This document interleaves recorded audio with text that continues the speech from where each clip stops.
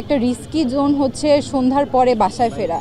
তো ডাকসু সভাপতি আমাদের সাদিক কায়েম ভাইকে এবং আমাদের আসিফ আবদুল্লাহ ভাইকে খুবই এটা অন্তরের অন্তঃস্থল থেকে ধন্যবাদ। আজকে আমাদের এই রাত্রের ট্রিপটা চালু হচ্ছে, এই জন্য আমি খুবই খুশি।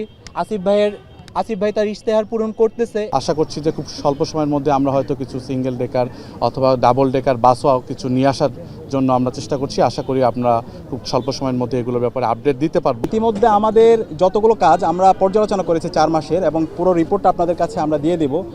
আমরা ইতিমধ্যে প্রায় 197 ধরনের কাজ করেছি এবং প্রত্যেকটা ইশতেহার যা দিয়েছিলাম প্রত্যেকটা আমরা টাচ করার চেষ্টা করেছি, এবং কিছু কাজ বাস্তবায়ন হয়ে গেছে, কিছু কাজ অর্ধেক অবস্থায় আছে, কিছু পলিসিগত জায়গায় কাজ আছে।